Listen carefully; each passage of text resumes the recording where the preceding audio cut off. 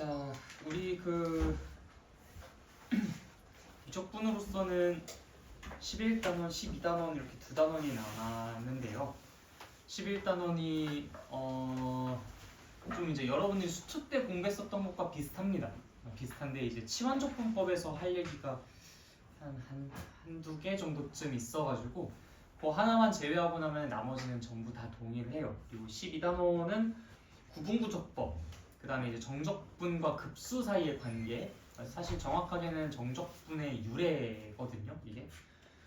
그 부분이랑 그다음 저 뒤에 있는 넓이나 뭐 부피 이 부분은 기존에 여러분들이 했었던 것과 거의 일치하다고 보시면 되고요. 그 다음에 이제 속도가 속도는 앞에 속도가 속도 했었던 부분이 있죠. 그 부분이랑 조금 약간 연계가 될 수 있는 좀 비슷한 부분이라고 볼 수가 있어요. 그래서 상당히 좀 유사한 부분들이 많기 때문에 우리가 이 파트를 왜요? 월요일 특강까지 네, 해가지고 오세요 그때까지. 네, 그래서 이제 그렇게 조금 비슷한 부분들은 최대한 그냥 치우고 좀 중요한 부분들, 새로 나오는 부분들 위주로만 같이 좀 보도록 하겠습니다. 네, 가능해요. 그러니까 11단원은 사실 그냥 한 두 개 정도쯤만 이야기할 게 있고, 하나는 이제 그러니까 치환적분법에서 적분 변수가 달라지면서 그 윗끝과 아래끝이 그거에 맞게 달라져야 된다라는 너무나 당연한 이야기. 그 다음에 삼각치환법이라고 해가지고 그냥 적분법에서 하나 그냥 추가가 되는. 근데 그것도 별로 그렇게 어렵지 않아요. 보셨으면 아실 텐데 별로 그렇게 어렵지 않은 내용이었거든요. 그래서 그 부분 내용 두 개가 있는데 사실 오늘 그것보다 더 중요한 거는 저 정적분의 활용 파트 12단원 내용이라서 순서를 살짝 12단원에 있는 구분구적법, 정적분과 급수 이 얘기를 먼저 하고 있다가 시간이 되면 11단원 앞으로 조금 넘어가가지고 그 적분법에 대한 이야기를 다루도록 할게요. 살짝 순서를 그렇게 바꿔도 괜찮지 않을까 싶은 생각이 듭니다. 아니면 11단원 여러분들이 따로 공부하고 정규 수업 때 내가 그걸 알려드리는 방법도 괜찮을 수 있고요. 자, 아무튼 정적분의 유래에 대해서 한번 살펴봐 보도록 합시다. 453페이지부터 한번 같이 볼까요? 네, 구분구적법이라고 되어 있는 부분. 자, 수학사에서 보면은 이제 부정적분과 정적분은 사실 전혀 별개의 것으로 부정적분은 미분의 연산이었고 정적분은 넓이나 부피를 구하기 위해서 도입된 급수를 간단히 나타낸 기호였다라고 되어 있죠. 그러니까 이게 무슨 얘기냐면요. 여러분들은 지금 배우는 입장에서 미분이랑 적분은 그냥 서로 반대 아니야? 뭐 이렇게 이제 생각을 하겠죠. 그렇죠? 미분이랑 적분은 서로 반대. 그래서 뭐 미분은 이제 어떤 함수를 이렇게 뭐 미분해가지고 만들고 또 이걸 적분하면 또 요게 되고 그거 가지고 넓이를 구할 수 있고 뭐 이런 식으로 이게 뭔가 연계가 되어 있는 상태일 거예요. 수투 때 거의 뭐 그것이 정해져 있다라는 형태로 배웠었으니까. 근데 이게 원래는 어떤 식으로 되어 있었던 거냐면 미분과 넓이를 구하는 건 그냥 아예 카테고리가 다른 범주였어요. 그러니까 이거는 기하, 이건 대수. 그냥 아예 달랐어. 그런데 이렇게 서로 좀 이렇게 거의 극단에 있었던 이 아이들이 이 넓이를 구하고 부피를 구하는 것이 구분구적법이라는 이름이 이제 붙여진 상태로 뭐 그걸 이제 뭐 여러 가지 급수 계산을 해가지고 극한값 계산해가지고 구했거든요. 여러분들이 알고 있는 거는 뭐 좀 이따 다 얘기를 하겠지만 쉬운 예시로 모자이크 있죠. 여자분들만 이렇게 뭐 예를 들어 종이 하나를 가지고 막 이렇게 뜯어가지고 뭐 이렇게 어디에다가 다다다다다 붙였는데 이 종이의 한 넓이의 한 50 정도쯤 되는 것이 이제 여기에 다 떼져가지고 붙어졌더라. 그럼 뭐 이 넓이가 얼마 됐어? 50 정도쯤 되겠지. 그러니까 여기 이제 구분구적법의 아이디어거든요. 그래서 이제 이 구분구적법이라는 것을 이용해가지고 급수 계산, 뭐 극한값 계산해가지고 넓이를 구하던 것이 있었는데 여기선 이제 뭐 대수를 막 미분하고 미분의 역연산하고 막 그렇게 재미나게 놀고 있었어요. 그런데 이 미분의 역연산인 부정적분과 여기에서 급수랑 급수의 값과 극한값과 사이에 그 상당한 연계가 보였었던 거고 그래서 이제 그걸 가지고 우리가 실제로는 구분구적법을 사용해서 극한값과 뭐 급수값을 계산하지 못했던 것들을 이 미분의 역연산을 가지고 계산을 대신하는 것이 가능해지면서 상당히 좀 폭발적으로 많은 넓이와 부피들을 계산을 할 수 있어지게 되었습니다. 이것이 이제 엄청나게 혁신적인 사건이었었기 때문에 미적분의 기본 정리라고까지 불리울 정도로 상당히 좀 중요하게 다뤄지고 있는 파트예요. 그거에 대한 이야기들을 이제 오늘 이 시간에 다루는 건데요. 원래 적분이라는 것이 태생부터가 미분의 역연산으로서 태어났었던 건 아니었습니다. 부정적분만이 그랬었던 거고 우리가 흔히 정적분이라고 이야기하는 것의 원래 실제 이름은 구분구적법이었었던 거고 이 구분구적법이 미분의 역연산인 부정적분과 관련이 있다 보니까 얘 이름이 정적분이라고도 붙여지게 되었었던 것이다라고 생각해 주시면 돼요. 아무튼 그 유래에 대해서 좀 이야기를 하는 게 이번 단원에서의 이야기가 될 겁니다. 그래서 이 두 줄이 도대체 무슨 소리야 이렇게 이제 생각이 드실까봐 간단한 개략적인 그 이야기만 좀 살짝 드려봤어요. 그래서 원래 이제 부정적분과 정적분은 서로 완전 다른 그냥 범주의 것이었고 실제로 정적분이라는 이름조차도 없었고 부정적분과 이제 그 구분구적법이라는 것으로 이후에 발전되고 있다가 그들 사이에 연관성이 생기면서 정적분이라는 이름이 생기게 되었다. 뭐 그렇게 이제 말씀을 드릴 수 있겠어요. 자, 아무튼 그 밑에 구분구적법을 보시면은 저 밑에 이제 뭐 하트가 있어요. 좀 하트가 좀 약간 좀 궁뎅이같이 생긴 하트가 하나가 있는데 뭐 요 하트의 넓이를 구하기 위해서 우리가 어떤 방법을 사용할 수 있냐면 요 파란색 보면은 격자 무늬가 보이죠? 네, 그 격자 무늬가 보이는데 이 하트의 내부에 있는 정사각형의 개수를 세보는 거야. 그럼 몇 개? 하나, 둘, 셋, 넷, 다섯 개, 여섯 개가 있네요. 그다음 밑에 있는 빨간색은요, 이 정사각형이 이제 하트랑 조금이라도 겹치는 부분이 있으면, 하트 내부까지 다 포함해가지고 조금이라도 겹치는 부분이 있으면 그냥 그런 것들도 전부 다 내가 카운트를 한다고 했을 때는 하트가 몇 개냐 그러면 하나, 둘, 셋, 넷, 다섯, 여섯, 뭐 한 19개? 네, 어쨌든 막 요 정도쯤 되죠. 그래서 우리가 이 하트의 넓이를 이렇게 범위로 이야기할 수 있어요. 6개보다는 많고 19개보다는 적으니까 6과 19였나? 6과 19 사이에 있지 않겠는가? 이렇게 이제 말을 할 수가 있는 거죠. 맞는 말이겠습니다만 너무 범위가 넓어가지고 좀 별로 짤데기 없는 말이기는 하죠. 그러다 보니까 이 하나하나의 크기, 정사각형의 크기를 조금씩 줄여보는 거예요. 즉 우리가 아까는 한 칸을 그냥 1이라고 봤었다면 지금은 이제 뭐 한 칸을 뭐 예를 들어서 뭐 한 0.1 정도쯤으로 보게 된다면은 그럼 훨씬 더 따닥따닥 붙어 있고 그러다 보니까 그 파란색과 빨간색 사이에 오차가 별로 그렇게 크지 않게 되겠죠. 근데 그 한 정사각형의 넓이를 0.000000001 거의 뭐 나노 수준에 가깝게 그렇게 작게 조그맣게 만들어준다면 그럼 그때 파란색과 빨간색의 넓이 차이가 그리 많이 나지 않기 때문에 그냥 그 파란색의 넓이 혹은 빨간색의 넓이 아니면 그냥 그것 둘의 뭐 그냥 정 가운데 뭐 어딘가를 근사값으로 잡아도 실제 넓이랑 상당히 유사해졌을 겁니다. 그렇죠? 그게 예전의 넓이를 구하는 원시적인 방법이었어요. 그래서 그것이 구분구적법이다라고 이야기를 하는 것이고요.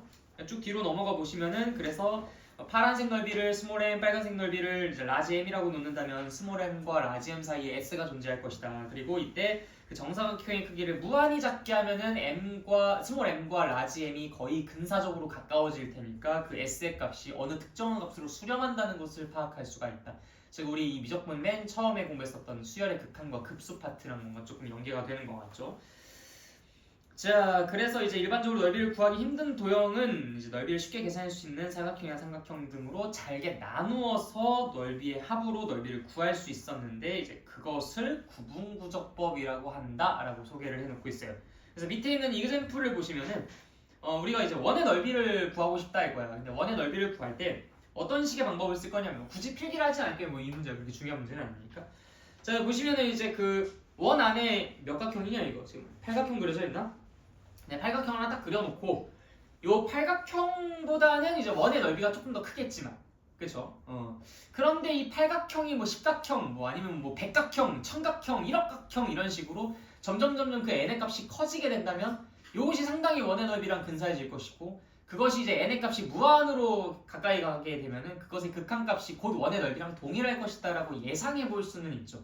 그래서 우리가 이때 이 SN이라는 것을 한번 구해봅니다. SN. 자, SN을 구해보면은 결국 내가 여기에 그려져 있는 이 삼각형 하나의 넓이에 n배를 해주면 되겠다라고 생각이 들 것이고요. 변이 n개가 있으면 당연히 삼각형에 n개가 만들어질 테니까 이 삼각형 하나의 넓이를 구하기 위해서는 내가 A, B에다가 즉 밑변의 그 길이에다가 HN 높이를 곱하면은 만들어질 것이다 라고 생각할 수 있어요. 그렇죠? A, B에다가 높이 HN이라는 것을 곱하면 구할 수 있다. 근데 이제 거기다 2분의 1을 해주면 되겠죠. 자, 그래서 이제 2분의 1을 살짝 떼고 A, B에다가 n을 곱하는 상황을 한번 생각해 볼게요. A, B에다가 n을 곱하는. 그럼 결국 그것이 요 원 내부에 그려져 있는 이 도형의 둘레 길이 아니겠습니까? 그쵸? 거기에다가 무엇을 곱하는 것이 HN을 곱하는 것이 SN이 된다라고 판단할 수 있어요. 아, 그래서 최종적으로는 2분의 1 곱하기 둘레 길이를 이제 LN이라고 표현을 하죠. 그 다음에 이제 높이 HN이라는 것이 SN이 되겠다라고 써놓은 거예요. 여기까지는 다 이해되십니까? 네. 자, 그런데 이 SN이라는 것의 극한값, 리미트 SN이라는 것이 무엇인지를 찾아보고 싶은 거지. 이 n이 무한히 커졌을 때 이 SN이 어떤 값에 가까워질지 거기까지 안 나와요. 자, 그래서 이제 LN이라는 것은 어떤 길이에 가깝겠어요? 이 n이 엄청나게 무한히 키워봐봐. 그럼 이 안에 있는 이 다각형의 둘레의 길이는 뭐에 가까워지겠어?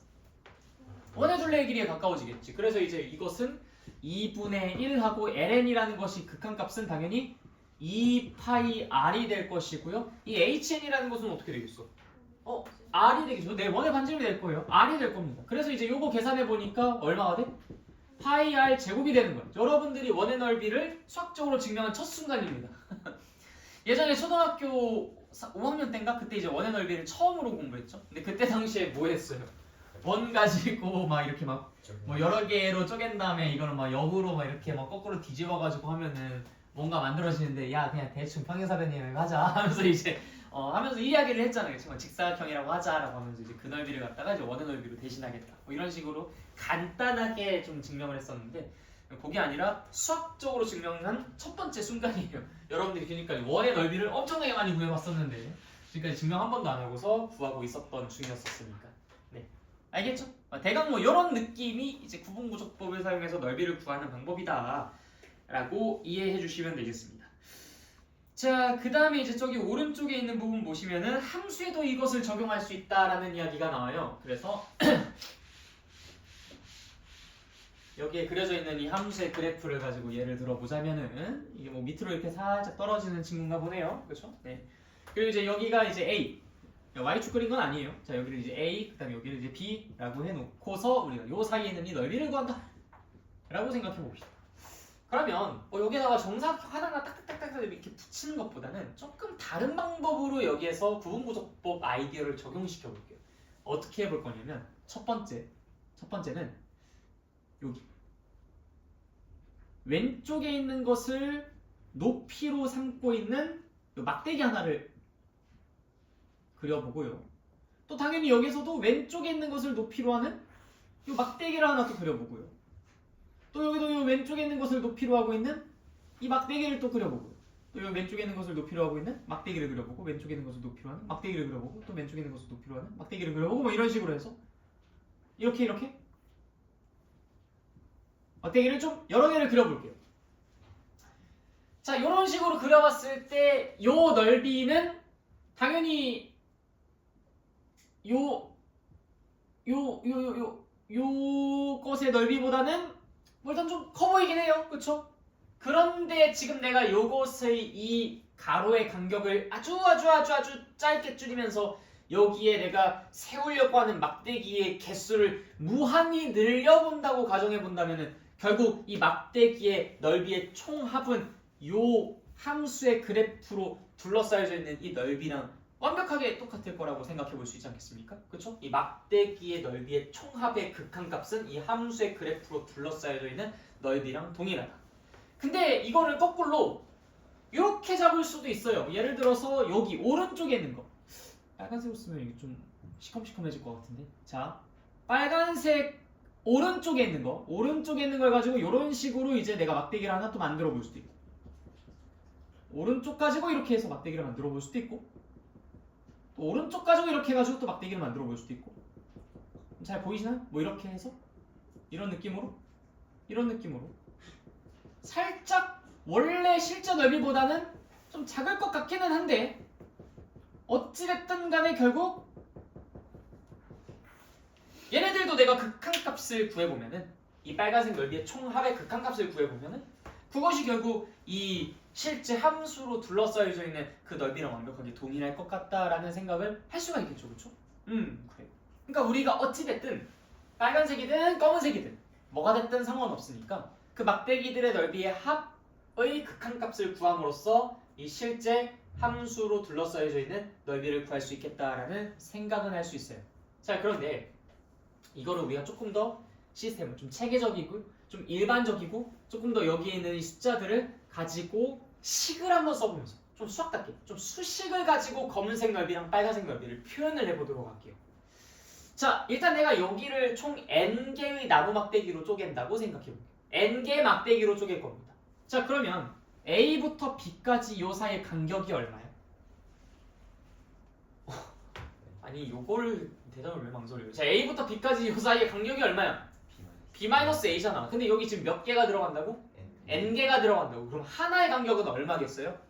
오케이, n분의 일단 첫 번째 그 케이스 1번. 자, 그러면 1번은 sn이라는 것이 일단 처음에 가로의 1이 얼마라고?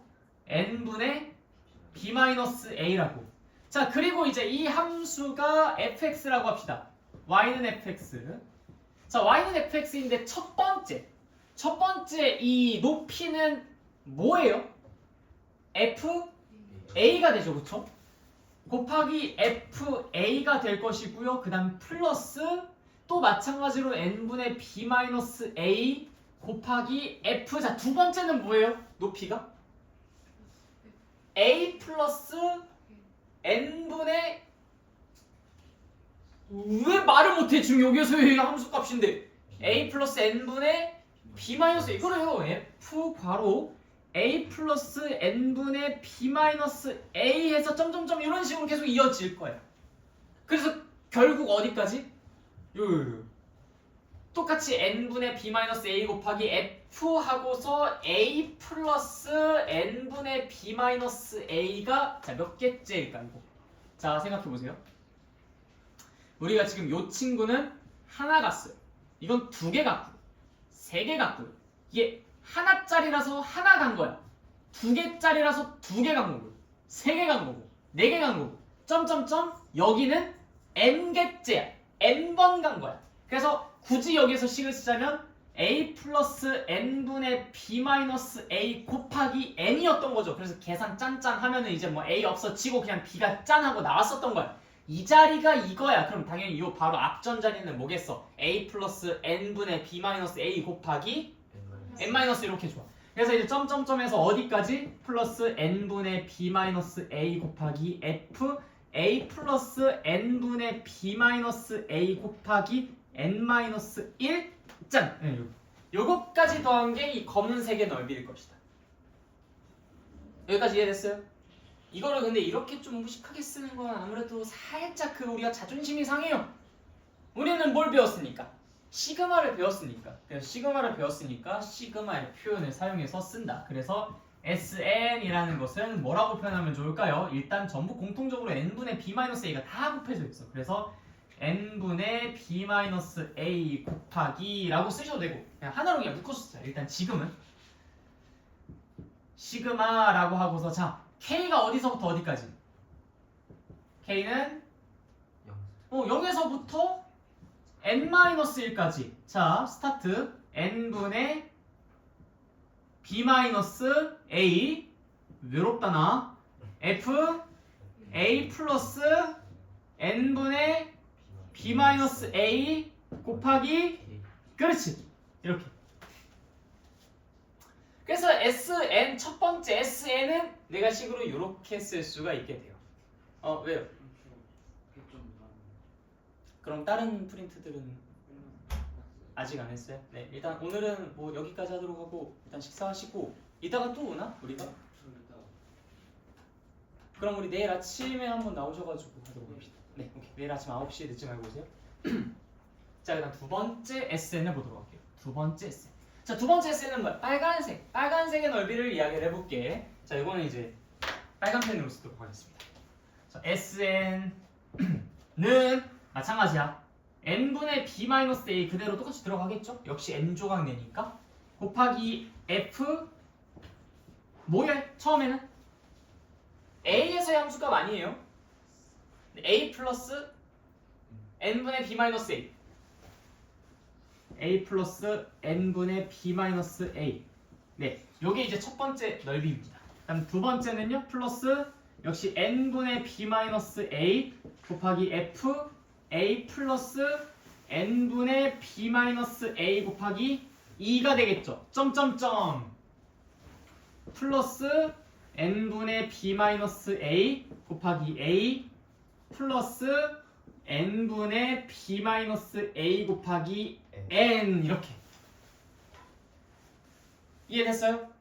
네, 이렇게 좋습니다. 자, 이거를 마찬가지야. 시그마를 이용한 표현으로 한번 바꿔서 써보자. S는 그러면 시그마 K는 어디서부터?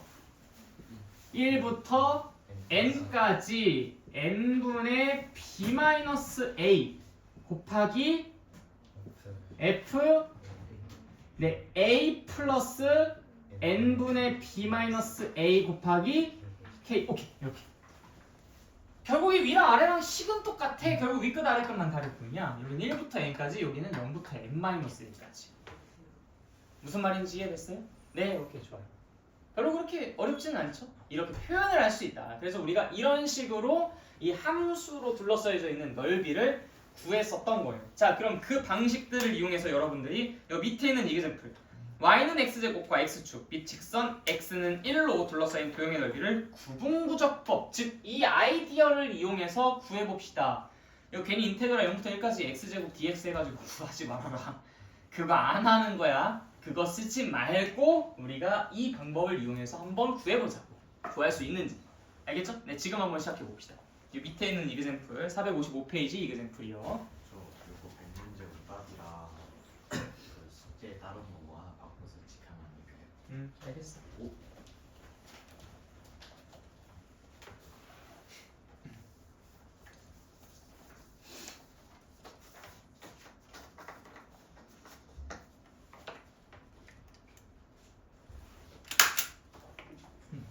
그 선생님들 오사 페이지 만들어주세요. 선생님 진짜 틀린 거? 네. 그 정도는 너가 만들어서 해. 네. 이하는 저거 114조부터 144조까지 무조건 지우고 네. 그냥 이쪽 많이 틀어가지고 다 메꾸고 가면 돼.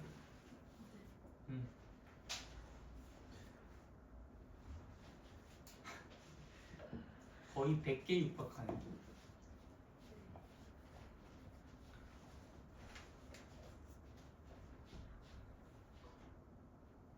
말씀하세요. 혹시 그 오사 프린트랑 오늘 그 올려주신 그 N 방식까지 해가지고 오늘까지 풀어보는 걸로 하면 네.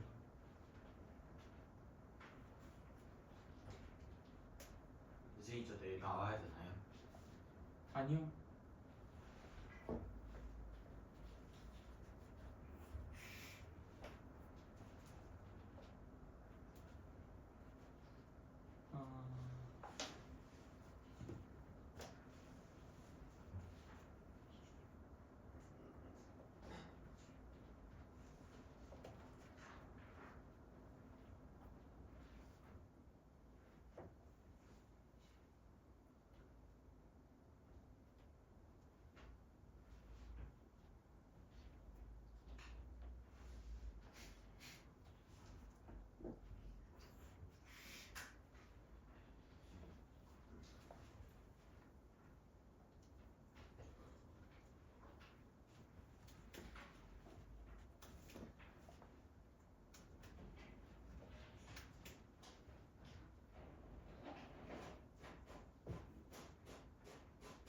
지금 뭐라고?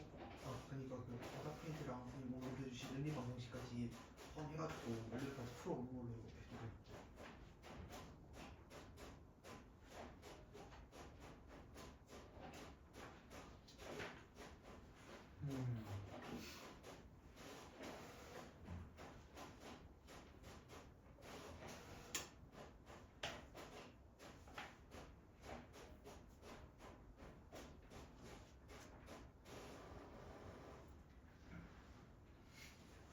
월요까지 해가지고 오시면 숙제가 좀 많이 많아집니다. 아, 참고하세요. 네, 저는 인문제랑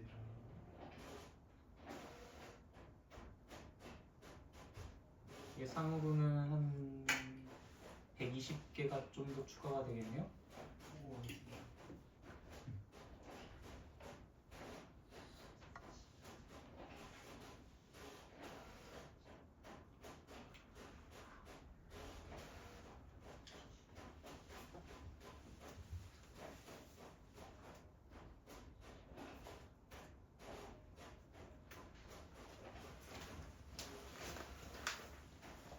다 풀어보셨죠?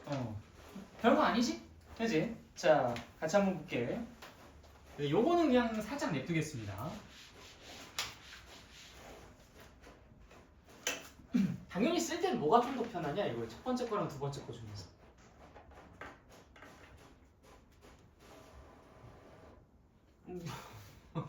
뭐가 더 편하겠어?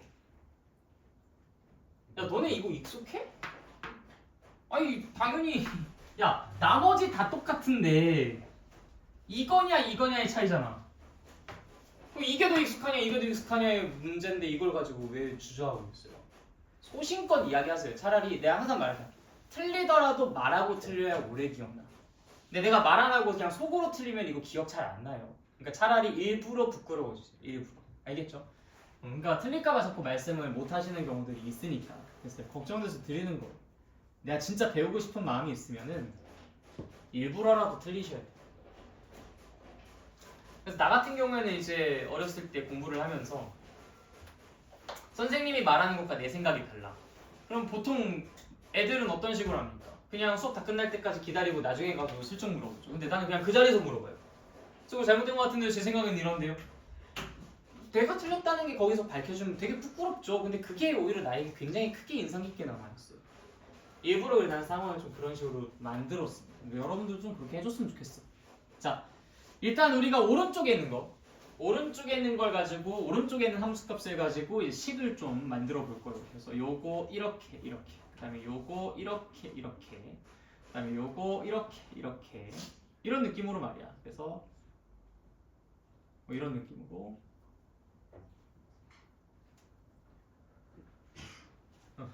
뭔가 좀 다 가로기 다른 것 같아요. 자, 이거 우리 여기를 0이라고 하고 여기를 1이라고 하니까 당연히 이 전체 길이는 얼마? 뭐라고? n이라는 소리 들리는 것 같아. 1이죠, 그렇죠? 1을 내가 n 조각 냈으니까 하나의 가로의 길이는 얼마? n분의 1. 오케이, 좋아요. 자, 그러면 첫 번째는 뭐예요, 넓이가?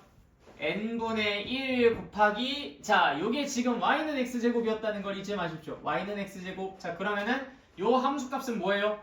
여기가 n분의 1, n분의 2, n분의 3, 점점점 n분의 n이었을 테니까. 그럼 n분의 1 곱하기 네, n분의 1의 제곱 플러스 똑같이 n분의 1 곱하기,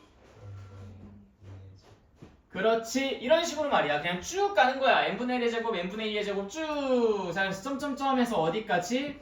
n분의 1 곱하기 n분의 n의 제곱. 네. 여러분들이 초보 입장이니까 이거 한 줄 반드시 써줬으면 좋겠어요. 괜히 여기서 바로 그냥 시그마 이렇게 해서 들어가는 건 지금은 위험해. 알겠지? 자, 그래서 이제 시그마로 한번 바꿔보자. 그러면 이제 K는 1부터 n까지 n분의 1 곱하기 n분의 k의 제곱. 자, 그럼 여기서 이제 관련 없는 녀석이 누구야?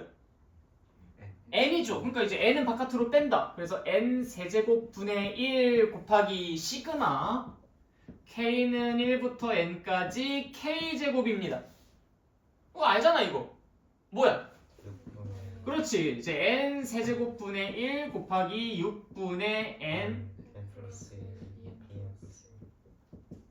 네, 좋아요. 이게 SN이라고. 근데 우리는 이 SN에 뭘 구하고 싶어? 그러니까 리미트 SN을 구하고 싶은 거잖아. 리미트 SN 하면은 얼마가 됩니까? n 세제곱 쫙 오면서 6n 세제곱 분의 2n 세제곱 샬라샬라 하니까 답은 얼마? 3분의 1. 자, 우리 이미 지식으로 알고 있는 인테그랄 0부터 1까지 x제곱 dx 해보시면 어떻게 돼요? 3분의 1. 오케이. 그래서 실제로 똑같은 답이 나온다라는 거 끄덕끄덕 할 수 있습니다. 그런데 모든 것들을 다 이런 식으로 할 수 있을까? 모든 것들을 전부 다 이렇게 막 구공조법의 아이디어를 이용해서 풀 수 있을까요? 자, 만약에 여기 x제곱이 아니라 x 4제곱이었다고 생각하고 한번 문제 풀어보십시오. 시작해보세요. x 4제곱이라고 써져 있다 생각하고 시작. 으이차.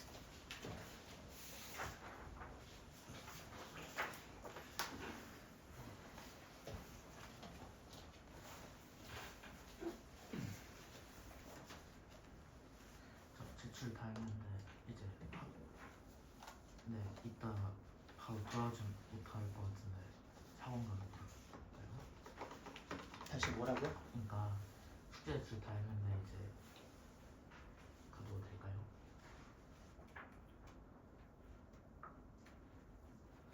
그 사이에 뭐 얘기한 거 있지 않았어? 뭐가요? 뭐 너가 말하다가 지금 두 번째 말에서는 생략된 거 같은데 뭐 다른 얘기 더 있지 않았어요? 그러니까 뭐 해서 뭐 가도 되냐고 이렇게 얘기하지 않았어? 숙제 다 해서 밥 먹고 학원 못 오는 것 같다고 한 거. 네. 선생님, 저 이산 확률 분포 오답을 제가 지금 만들어서 보내는데 다시 주셨어요. 아니요. 네, 그거 하지 마세요. 이거 토요일 날에 와서 오답 프린트만 받고 가면 안 될까요? 오답 프린트를 지금 드릴 거니까 그거를 해오셔야죠. 지금 다 제출 끝났다는 거 아니에요? 그걸 토요일까지 해가지고 오셔서 그 오답 프린트를 토요일에 다 마무리를 지으세요. 토요일 날 와요? 우리 이번 주 안에 오답 프린트 다 마무리. 오답 프린트는 받고 다음 주 월요일까지 해가지고 보려고? 그건 너무 적잖아. 자, 서우랑 진우 가지고 가세요.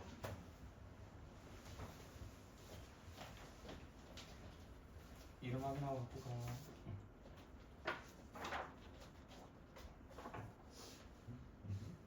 이거를 오늘 다 풀고 가는 거예요? 숙제로 달라면서요. 아.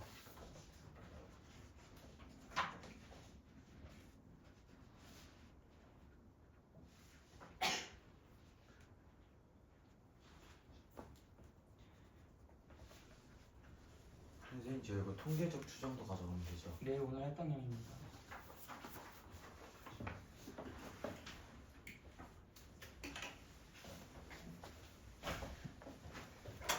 자, 어때요? 내적으로 바꾸니까 답 얼마 나옵니까?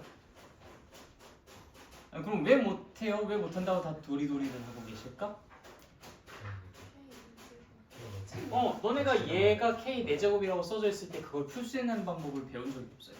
물론 솔루션은 있기는 있습니다만 그건 나도 몰라요. 엄청 복잡하고 어렵게 되고 그러다 보니까 우리가 시그마 삐리리라는 것을 풀어낼 수 있는 녀석들이 굉장히 지극히 제한적이에요.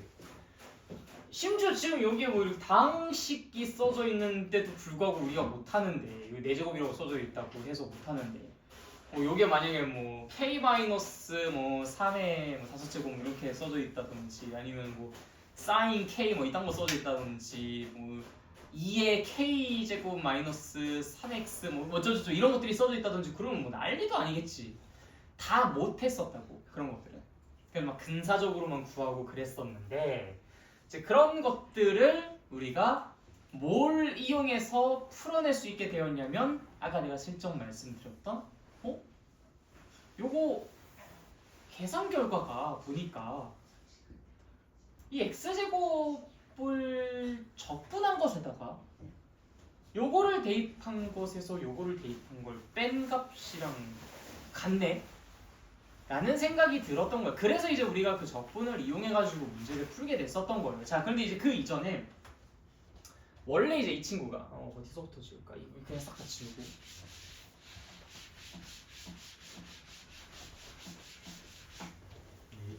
네. 여기서 요 부분만 좀 취해서 볼게요. 우리가 이제 SN이라는 것이 시그마 K는 1부터 N까지 N분의 B-A 곱하기 F A 플러스 N분의 B-A 곱하기 K. 자, 이제 여기 싹 다 지울게요.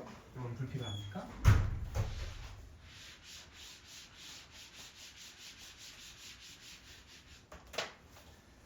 자, SN이 이제 이렇게 식이 나온다라는 걸 우리가 알고 있고 그래서 이제 리미트 n이 무한으로 가까이 갈 때 SN 즉 다시 말해서 시그마 K는 1부터 N까지 N분의 B-A 곱하기 F A 플러스 N분의 B-A K라는 것을 늘 항상 이런 식으로 쓰는 게 조금 불편하고 힘들었던 거야.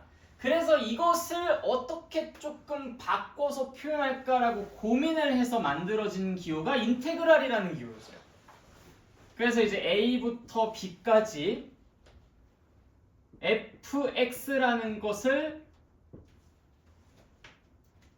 가지고 이제 우리가 둘러싸여져 있는 부분의 넓이를 이런 식으로 기호로 표현하겠다고 했었던 거예요. 그런데 이제 이렇게 표현하기로 했었는데 우리가 막 fx 가지고 막 신나게 막 뭐 f 뭐 미분하면 f 프라임 뭐 그다음에 뭐 f 프라임을 그러면은 이 거꾸로 뭐 연산해 보면은 뭐 f가 되고 뭐 그럼 f를 한번 거꾸로 연산해 볼까 그러면 뭐가 되고 하면서 뭐 이거 가지고 신나게 놀고 있었잖아. 요 한켠에서. 근데 요 놈이랑 자꾸 요 결과랑 우연인지 뭔지 모르겠지만 뭔가 계속 관련성이 있어 보이게 나타났었던 거예요. 그래서 혹시 하고 조사해 봤는데 했었던 거지. 그래서 그때 당시에 우리가 미분의 역연산인 이 행위와 요 급수의 계산이 관련이 있다라고 하여 그들 사이의 연관성을 우리가 사실상 수학에서 굉장한 혁신으로, 그래서 대수와 기하의 어떤 콜라보로서 상당히 큰 혁신으로 좀 대두가 되게 되죠. 그래서 우리가 그동안은 계산하지 못했었던 그런 여러 가지 급수의 표현들이 어떤 함수를 미분의 역연산을 상상해서 만들어낼 수만 있다면, 우리가 지금 말하는 부정적분을 구할 수만 있다면, 그러면 그것을 이용해서 내가 급수값을 쉽게 구할 수 있네? 라는 생각을 하게 됐었던 겁니다. 뭐 그런 유래가 있어요. 그래서 이 인테그랄이라는 기호는 실제로 뭐를 쓴 거냐면 리미트 시그마라는 것을 가지고 변환시키면서 썼었던 기호에 불과한 거고요. 요 fx라는 것은 당연히 여기에는 요 f를 뜻했었던 거고요. 이 dx라는 것은 여기에는 요 친구가 변형된 결과입니다. dx라는 건 x의 아주 살짝의 변화, 그러니까 가로의 길이에 해당하죠. 이 fx라는 것은 그 높이, 함수값에 해당하는 거고요. 그래서 얘를 직역하자면 함수값과 가로의 아주 미세한 간격을 곱한 것을 누적해서 다 더한 다음에 여기서부터 여기까지 그것의 극한값을 구해보자 라는 소리예요. 쓰기가 귀찮아서 이렇게 쓰던 것이었던 거고. 무슨 말인지 알겠죠? 네. 그래서 너네들이 아까 전에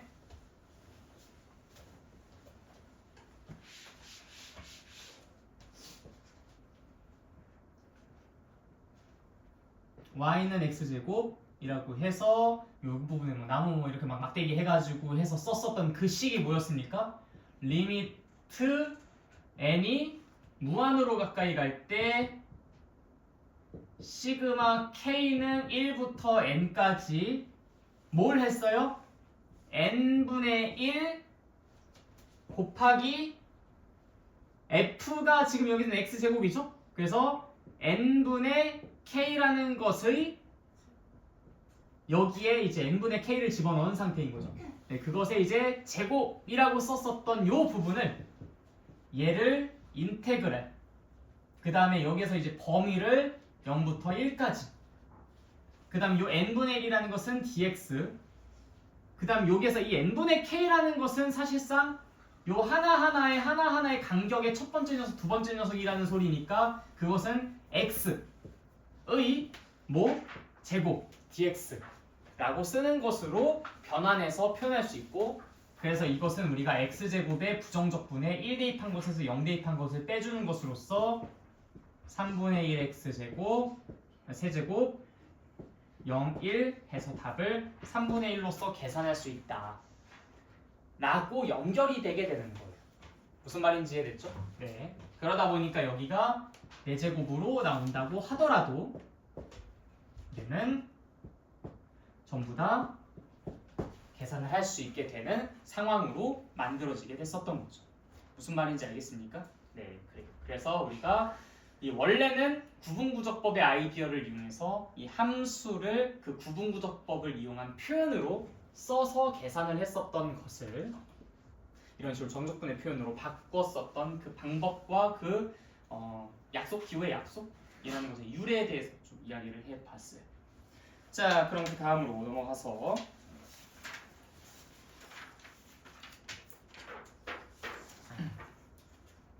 네. 저 오답 프린팅을 네, 바꿔가서 기다리세요. 지금 수업 중이니까. 자, 그 다음에 458페이지부터 나오는 게 정적분과 급수. 방금 전에 이제 이야기했었던 부분들이고요. 그리고 이제 459페이지에 우리 지금 쭉 이야기했었던 것들을 같이 차근차근 짚으면서 넘어가고 있는 중입니다.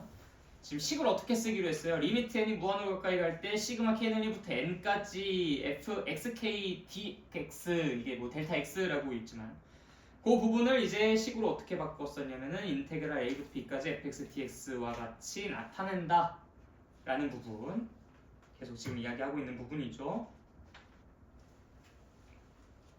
그리고 다음 페이지로 넘어가셔서 리미트 k가 0일 때부터 n-1일 때까지 fxk 곱하기 델타 x라는 부분은 이제 아까 1번, 2번식 중에서는 2번이 아니라 1번식에 해당했었죠. 1번식으로 쓴다 하더라도 결국 같은 결과를 도출해낼 수 있다라는 이야기를 하고 있는 거고, 그 다음에 이제 이 밑에 있는 것을 보시면은 그 리미트 삐리리라는 식이 저 정적분식과 똑같다라는 것을 바탕으로 우리가 이제는 급수값에서 계산하지 못했던 것들을 정적분을 이용해서 계산이 가능하다라고 이야기를 하고 있는 거고, 그게 방금 전에 아까 말씀드렸던 우리가 이 부분 4로 바뀐다고 하더라도 이렇게 바꿔서 계산하면 그만이기 때문에 실제로 못 구한다의 범주에 이제는 제가 더 이상 해당되지 않는다라는 말씀을 드리고 있었던 겁니다. 그래서 실제로 저 리미트 시그마 n분의 곱하기 n분의 k 4제곱, 즉 다시 말해서 시그마 k 4제곱을 우리가 구할 수 없었지만 그것의 극한값은 그 sn의 극한값은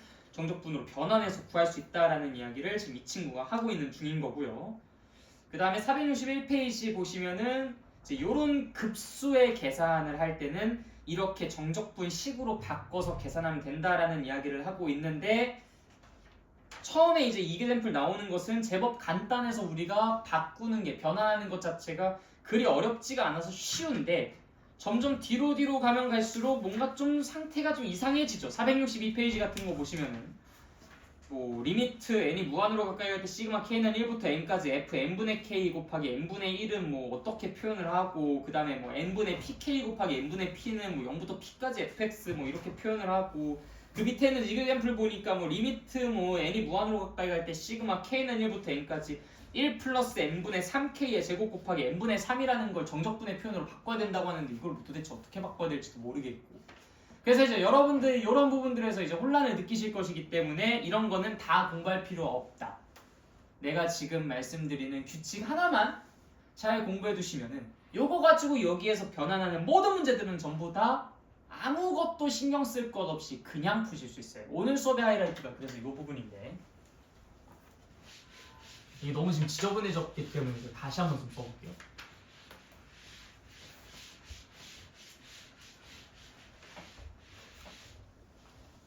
다시 한번 보시면 리미트 n이 무한으로 가까이 갈 때 시그마 k는 1부터 a까지 n분의 b-a 곱하기 f a 플러스 n분의 b-a k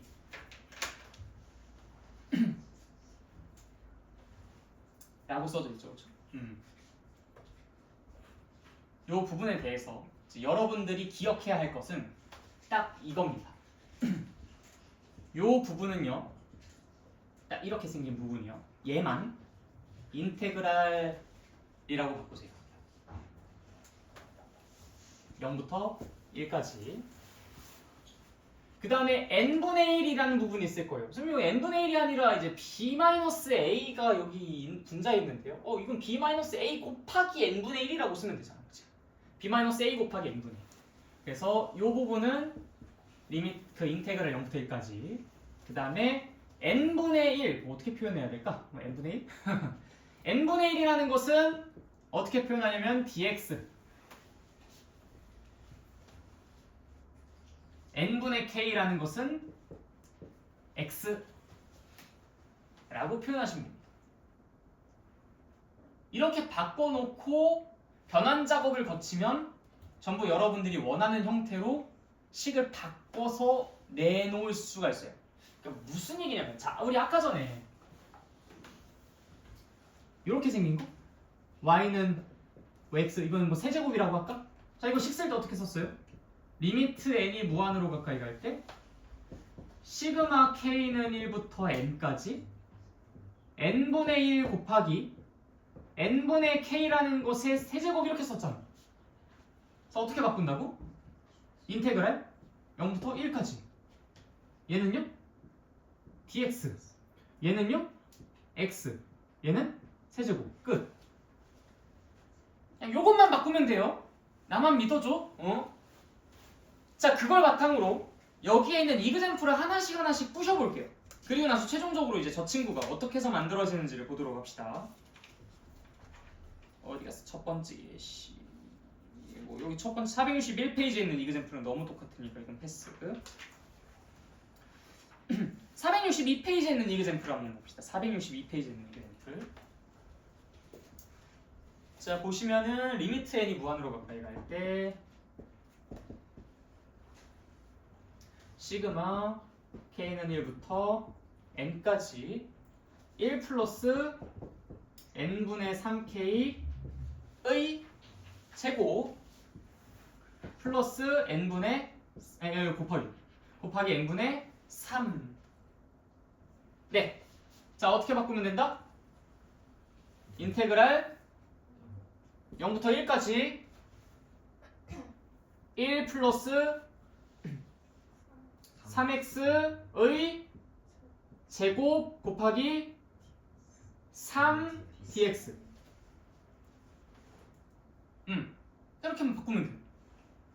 근데 여기 지금 써져 있는 거 보니까 3 곱하기 인테그랄 0부터 1까지 1 플러스 3x의 제곱 dx 맞나요? 3 곱하기 이 친구 바깥으로 튀어나온 것에 불과하죠. 인테그랄 0부터 1까지 1 플러스 3x의 제곱 dx. 딴 거 신경 쓸 게 없어. 그냥 바꾸기만 하면 돼. 알겠죠? 딱 그냥 3개만 바꿔. 네. 여기 할 때 n분의 b-a에서 저 b-a가 a부터 b까지의 그 구간을 n개로 쪼갠 거니까 그럼 구간이 a에서 b면은 인테그랄 1부터 b까지가 되어야 되는 거 아니야? 근데 왜 0부터 1까지로 고정이 되는 거야? 그거 좀 이따가 내가 다 얘기해 줄게. 일단 우리는 요것과 요것만 걷는다 라고 생각하고 나머지는 그냥 그대로 갖다 써준다 라고만 생각하시면 돼요. 그리고 나중에 그 변환하는 과정에 대해서 같이 이야기를 나눠보자고. 자, 그 다음에 이제 오른쪽에 있는 것도 보면은 뭔가 식이 좀 똑같아요. 그쵸? 자, 요거는 한번 여러분들이 이 밑에 있는 걸 보시면은 인테그랄 0부터 3까지 1 플러스 x 제곱 dx라고 써져 있는 걸로 보이게 될 거예요. 아까 분명히 이 왼쪽에 있는 거랑 오른쪽에 있는 거랑 생긴 식은 완전히 똑같은데. 근데 저기 이제 처음에 나왔었던 것은 우리랑 똑같은 식인 인테그랄 0부터 1까지 3 곱하기 1 플러스 3x 제곱 dx라고 써놨으면서 얘 여기 밑에 있는 것은 인테그랄 0부터 3까지 0부터 1까지가 0부터 3까지로 바뀌었죠. 1 플러스 x 아까 3x였었는데 여기가 x로 바뀌었어. 제곱 뭐 요건 동일한데 3 곱하기 dx였는데 여기 또 3 어디 갔어? 그냥 이 친구는 뭔가 좀 식이 이상하게 써졌어요. 즉 얘가 쓴 식을 보면은 우리의 여기 3도 없어졌고 여기 0부터 3까지로 바뀐 거야. 이게 지금 0부터 3까지 1 플러스 x의 제곱 dx 이렇게 써졌다는 얘기인 건데 이거 둘 다 계산을 해보시면은 이 친구가 지금 계산해줬죠? 똑같이 21과 21로 값이 똑같아요. 그럼 지금 이 정적분 계산이랑 이 정적분 계산이 이게 우연히 같은 게 아니라 좀 필연적으로 같았다는 얘기인데 이거 한번 여러분들이 먼저 잠깐 가볍게 한번 보고 분석해보세요. 왜 같을 수밖에 없는지. 이거를 이해하게 되면 이제 그 아이디어로 우리가 이렇게 원시적으로 바뀌었었던 그 식을 자 생각해봐. 우리는 지금 요 부분이 이쁘게 생긴 게 좋아요? 윗끝 아래끝이 이쁘게 생긴 게 좋아요?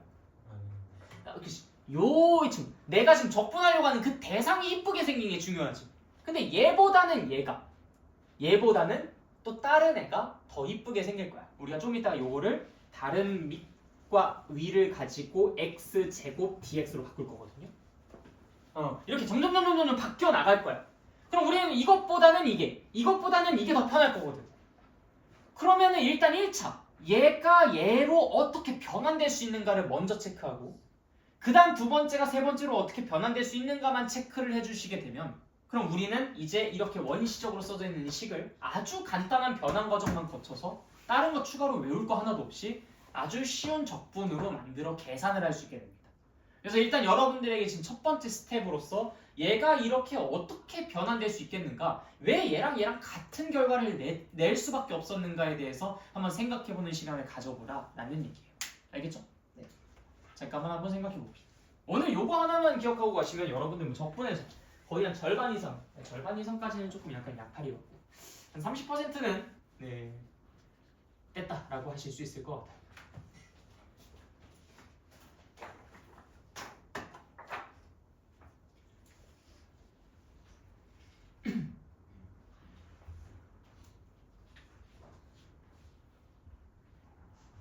네, 일단 먼저 패드에서 보고 있어요.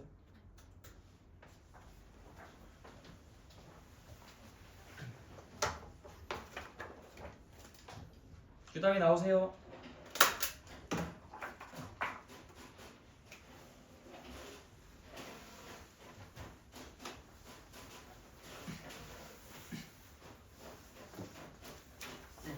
그래서 아이에서 오답했는데. 경찬이 아직 밥 먹으러 안 갔지? 네, 그럼 식사하러 가시고 그 숙제 드릴 테니까 그거를 그러니까 오답 먼저 한번 좀 뽑아봐요.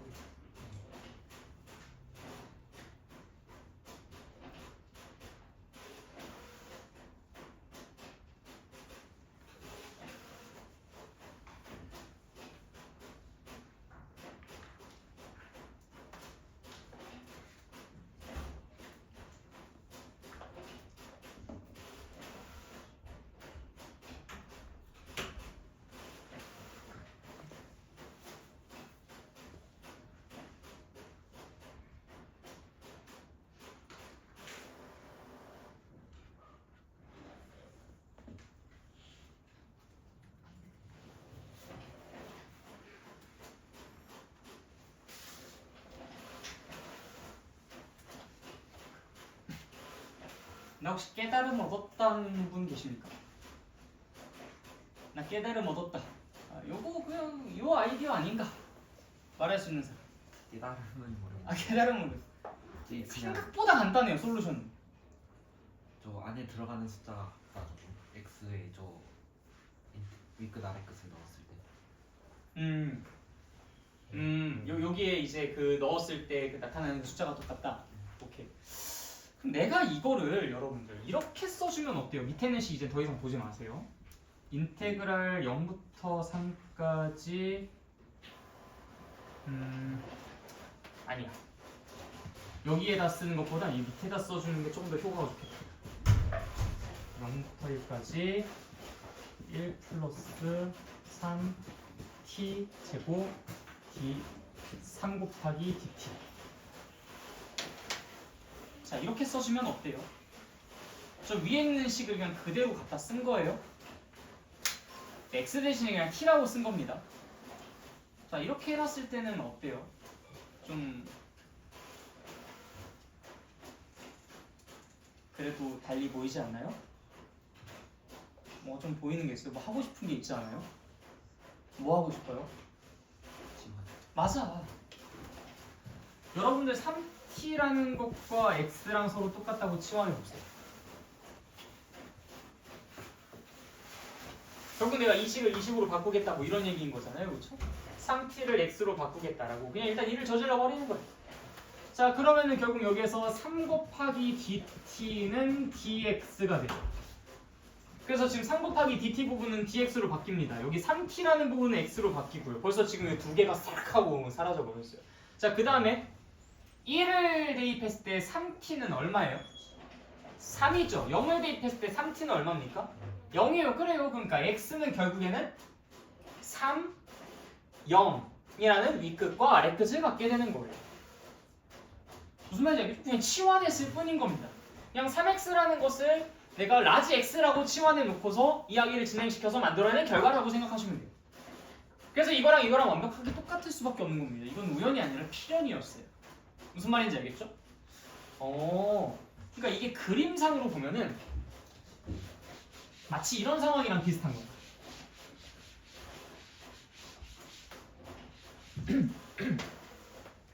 우리가 이제 그냥 아주 간단한 형태의 그 1차 함수를 한번 볼게요. 이 y는 x입니다. y는 x를 0부터 2까지 적분한 그 결과랑 y는 y는 2x라는 그 그래프가 이렇게 있을 때 그거를 0부터 1까지 적분한 결과랑 뭔가 되게 관련이 있어 보이지 않아요? 이 2x라는 것은 실제로 뭐 기울기가 그냥 뭐 2가 된 거 이렇게 생각하실 수도 있지만 얘를 압착한 거예요. y는 x라는 것을 반으로 압착한 겁니다. x가 2x로 변했다는 것은 2x라는 것은 x의 움직임보다 2배 더 빠르잖아요. 2배 더 빠르게 변화가 일어났다는 소리야. 그러면은 0부터 2까지 일어난 변화가 y는 2x는 0부터 1까지 변화가 일어난 거예요. 우리 마치 그 예전에 삼각함수 변환했을 때랑 그 비슷하지 않습니까? 그쵸? sin x는 주기가 얼마였는데? sin x 주기 얼마였어? 2파이였죠. 근데 sin 2x는 주기가 얼마야? 파이였잖아. 그게 왜 그런 일이 가능해지게 됐어? 2x라는 것은 x보다 2배만큼 더 빠른 속도로 변화를 해요. 그러니까 sin 2x라는 것은 이게 마치 그냥 반으로 압착한 거랑 비슷한 느낌인 거야. 그렇다고 위아래로 더 길어지거나 그런 건 아니지만 그냥 이게 뭔가 좀 이렇게 짧아졌죠. 좀 이렇게 몽땅 연필되듯이. 얘도 마찬가지야. 그냥 얘가 이렇게 쓱 짧아진 거야. 쓱 하고 쓱. 근데 전체적인 모양새는 똑같아.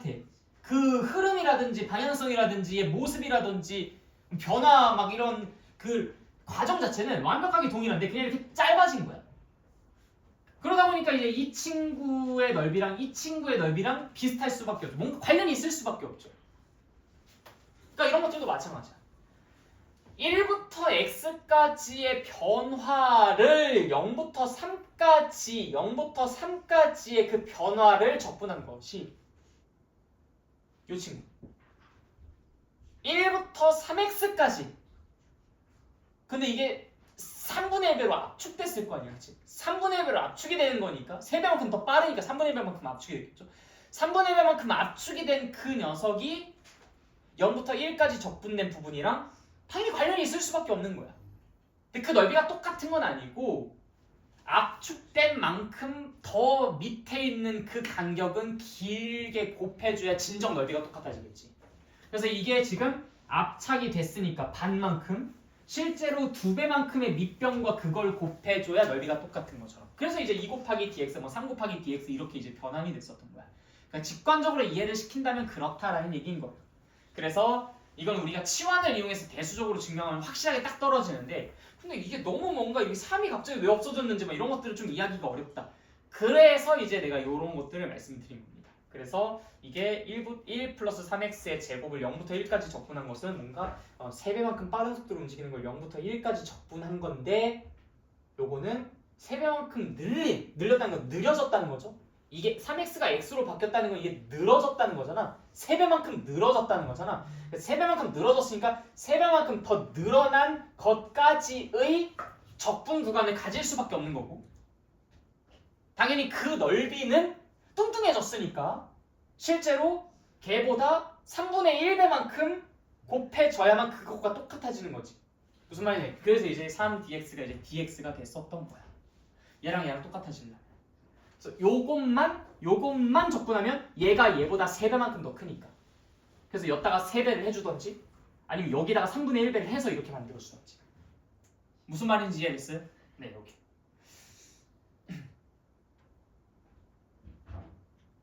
혹시 질문할 거 없습니까? 네, 좋아요. 자, 그럼 그 다음으로 넘어가 볼게요. 어디냐면 이게 460, 아까 3페이지까지 갔죠? 464페이지 보면 또 똑같은 예시가 들어있어. 또 똑같은 예시가 들어있는데 1 플러스 n분의 3k의 제곱 곱하기 n분의 3. 자, 이 친구는 이제 어떤 걸로 바꿨어? 갑자기 뭔가 휘리릭 하더니만 저기 1부터 4까지 x제곱 dx를 바꿨대. 이 부분인 거죠. 근데 여기서 윗끝 아래끝이 어떻게 바뀌었어? 1부터 4까지로 바뀌었대. 그럼 도대체가 지금 이놈이 이놈으로 어떻게 바뀌었냐 이거야. 이것만 해결하면 돼. 이놈이 이놈으로 도대체 어떻게 바뀌었지? 지금 이거야. 이건 진짜 쉬워. 이것도 역시 치환으로 설명할 수도 있어요. 근데 이거는 뭐 눈대중으로도 가능하지 않냐? 생각해봐. 1 플러스 x 제곱 뭐야 이거? x축 방향으로 얘를 얘 쪽으로 마이너스 1만큼 평행시킨 거지. 그러면 마이너스 1만큼 평행이동이 된 것을 0부터 3까지 적분하는 건 그러기 전을 몇부터 몇까지 적분한 거랑 똑같아. 그래서 이렇게 바뀐 거예요. 무슨 말인지 이해됐어? 오케이. 자, 그래서 여러분들이 일단 얘를 이렇게 바꾸고 n분의 k를 x로 바꾸고 n분의 1을 dx로 바꾼 다음에 일단 식을 써. 그 다음에 나는 목표하는 바가 뭐다? 얘가 깔끔한 것보다는 얘가 깔끔한 게 좋다. 그래서 이 x 앞에 곱해져 있는 이 3이라는 걸 좀 어떻게 막 뭘 해주고 싶어. 그래서 어떻게 한다? 어떻게 한다? 얘는 x로 변환시키면서 나머지 요 부분이랑 이 dx 부분을 바꾼다. 근데 그때 적용하는 게 치환을 하면 된다. 즉 내가 3x를 라지 x로 치환할 거야 라고 하면서 3x는 라지 x라고 해. 그 다음에 이제 dx 곱하기 3는 d 라지 x라고 써. 근데 xx 쓰는 게 좀 헷갈리면 t라고 바꾸십시오. 자, 그리고 난 다음에 이제 여기서 3 곱하기 dx였었던 부분은 d 라지 x. 그 다음에 여기서 이제 3x였었던 부분은 라지 x로 바꿔가지고 식을 쓰는 거야. 무슨 말인지 이해됐죠? 자, 그런데 요거를 내가 조금 쉽게 갈 수 있게 해줄게. 자, 일명 가로 세로 법칙. 뭐라고? 좀 부끄럽죠? 자, 봐봐요. 가로를 보세요. 가로를 보면 누가 보여요? 뭐 1도 보이고 뭐 3x도 보이고 3도 dx도 보이고 그러지, 그치? x랑 관련 있는 것만. 누구야? 그러면 3x랑 3dx. 그 놈에게 하는 행동과 반대되는 행동을 이 위아래에다가 해주면 돼요. 자, 무슨 얘기냐? 내가 지금 요거 어떻게 하고 싶어? 3을 나누고 싶죠? 그럼 요 위아래에다가는 3을 곱하면 됩니다. 오케이, 끝. 그래서 가로에다 3 나누고 싶어? 그럼 여기다 3을 곱해. 여기다 3 곱하고 싶어? 3 나눠. 2 곱하고 싶어? 2 나눠. 5 나누고 싶어? 5 곱해. 그래서 여기가 만약에 1 플러스 3x 제곱 곱하기 3dx 이렇게 써져 있어. 나 3 나누고 싶어. 나눠. 3 곱해. 0, 3. 짠. 1 플러스 x dx. 이해됐어요? 그 다음에 여기서부터 여기까지 내려오는 건 뭐 그냥 쉬우니까 그냥 눈대중을 하셔도 괜찮고, 이것도 똑같아. 자, 뭐 해줘야 돼? 1을 빼줘야 돼. 그럼 1을 더해주면 돼. 오케이, 이렇게. 1을 어떻게? 빼줘. 그럼 1을 더해. 이렇게. 그 변환만 하면 돼. 이해됐죠? 네, 그래요. 그럼 이런 것들도 역시 다 마찬가지 아니겠어?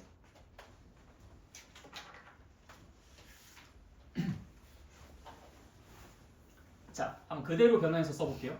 인테그랄 0부터 1까지 뭐 재활용합시다. 자, 인테그랄 0부터 1까지 요거는 b-a 곱하기 dx. 그냥 여기다 갖다 쓸까? 굳이 앞에 있을 필요 없죠. b-a dx. 그 다음에 요거는 뭐야? f 바로 a 플러스 b-a x. 오케이. 자, 그럼 어떻게 한다고 이거?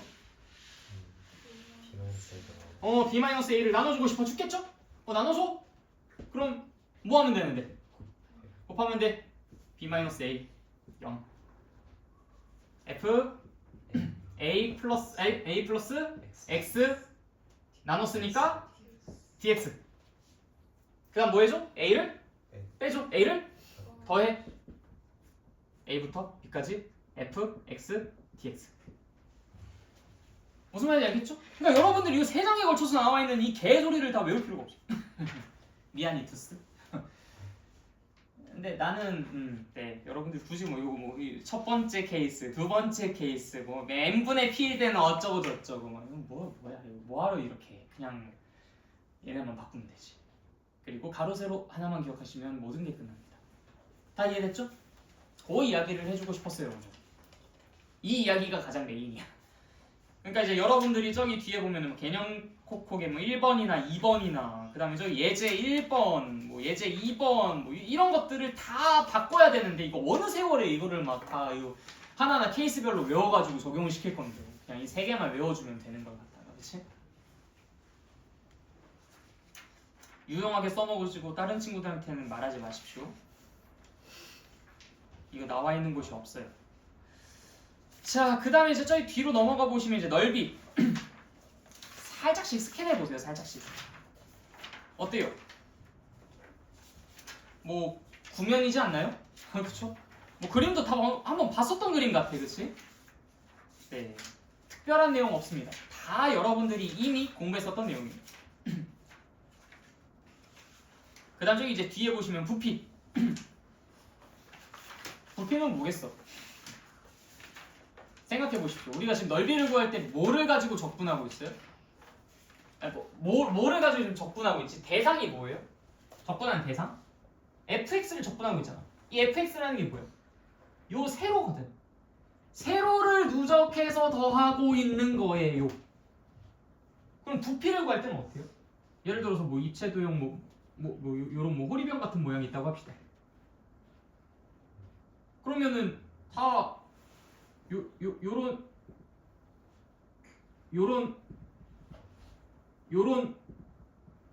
이런 단면들을 따다다다다다다다 다 그냥 적분하면 되는 거 아니겠어요? 그래, 얘도 그냥 마찬가지야. 차원을 하나 더 늘린 것 뿐인 거야. 차원 하나 더 늘렸다고 해가지고 뭐 심각하게 다른 일이 벌어지겠습니까? 아니에요, 그냥 똑같아요. 그래서 입체도형의 부피를 구한다 라고 하면은 우리가 단면의 넓이를 구한 다음에 그것을 어디서부터 어디까지 적분을 해주면 그것이 부피가 나온다 라는 얘기를 하고 있는 거고요.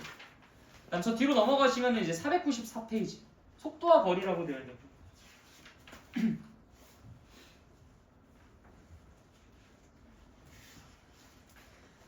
자, 지금 여기 보시면 이제 움직인 거리, 뭐 곡선의 길이라는 개념이 나와요. 자, 여러분들 그 변이랑 이동 거리랑 다르다는 거 알죠? 변이라는 건 위치의 변화량을 뜻하는 거고 이동 거리는 얼마나 이동했는지를 나타내는 거예요. 그러니까 이동 거리라고 하니까 당연히 얘가 방향이라든지 이런 것들 신경 쓸 게 아니라는 거죠. 매 순간순간 이놈의 속력을 계속 누적해서 더하면 돼. 우리가 속력이라는 걸 그때 어떻게 배웠어요? 루트 dt분의 dx 더하기 dt분의 dx의 제곱 더하기 dt분의 dy의 제곱 이렇게 쓰지 않았습니까? 그럼 그 속력이라는 것을 적분 때리면 그게 이동거리가 나온다라고 하면서 s라는 것은 당연히 인테그랄 어디서부터 어디까지 루트하고 속력 쫙 때려주면 그게 바로 s, 이동거리가 나오겠죠. 그 예상을 하고 보라고 똑같은 거 써져 있을 테니까. 그쵸? 바이블 포인트 딱 보시면은 s는 인테그랄 a부터 b까지 속력 dt 당연히 속력을 적분하면 이동거리가 나올 것이다. 우리가 속도를 적분할 때는 변이가 나왔었죠, 그렇죠? 속도를 적분할 때 속력을 적분하면 이동거리가 나온다. 곡선의 길이 역시도 마찬가지입니다. 여기에서 보시면은 결국에는 이제 매개변수로 나타나 있는 곡선의 길이는 우리가 속력 이야기할 때랑 똑같아요. 근데 이제 y는 fx라는 형태로 나와 있을 때는 사실상 y는 y, 뭐 y는 fx 이런 식으로 두 개로 제시되어 있는 거랑 똑같은 거잖아. 그러다 보니까 이 y는 y, y는 fx 이런 식으로 이제 잠깐만. 그러면 두 개가 같이 나오는 건데. y는 fx 이건 어떻게 표현을 하면 좋을까?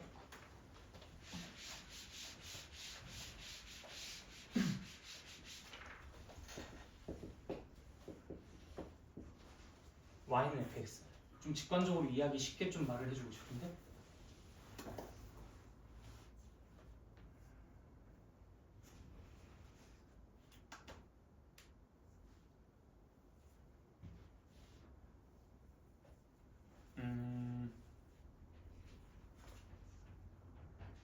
우리가 아까 전에 이제 x를 ft 그다음 y를 gt 라고 놓았을 때는 f't와 g't를 각각 제곱하고 루트하고서 더한 다음에 이제 적분을 한 거.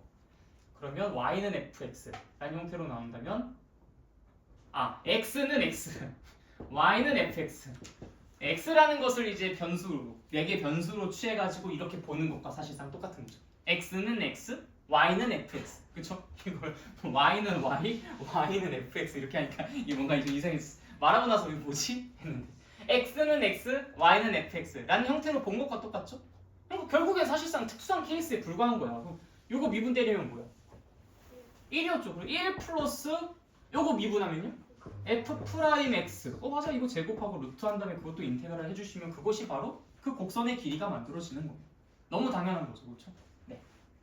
다 이해되셨습니까? 원래 우리가 이제 그 이게 매개 변수로 나왔었을 때는 뭐 x는 ft, y는 gt 이렇게 해가지고 f', g', 각각 제곱하고 루트에서 인테그랄을 때린 게 그게 이제 매개 변수로 나타내는 것은 곡선의 길이 즉 그 점의 이동 거리가 됐었을 거 아닙니까? 근데 이제 그때 x는 x, y는 fx라고 놓고 x라는 것을 매개 변수로 놓고 본다면은 그럼 이게 1 플러스 f'x의 제곱 인테그랄 해주시면 그것이 그 점의 이동 거리 그 이동 거리라는 것은 결국 곡선의 길이라고 이야기를 할 수 있는 거겠죠. 그러니까 막 크게 뭐 엄청나게 뭐 새로운 아이디어가 있는 게 아니라 우리가 이미 알고 있고 알 법한 것들을 그냥 여기에 표현을 해놓은 것뿐입니다. 그래서 그렇게 크게 여러분들이 공부하면서 못 알아듣겠다라고 할 만한 내용들은 없어요. 알겠죠?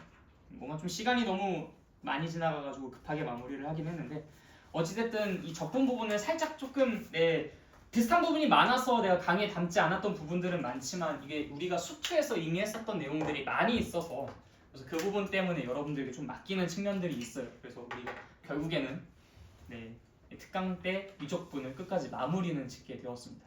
오늘 수업에서 가장 중요했었던 부분은 아까 말씀드렸던 그 변환이에요. 그것만 공부 잘해두시면은 그냥 오늘 수업은 사실상 100% 의도한 대로 진행이 되는 거예요. 나머지는 그냥 다 비슷비슷해라는 걸 알려드리기 위함이었던 거예요. 알겠죠? 네, 오케이. 자, 그래서 일단 오늘은 여기까지 하도록 하겠습니다.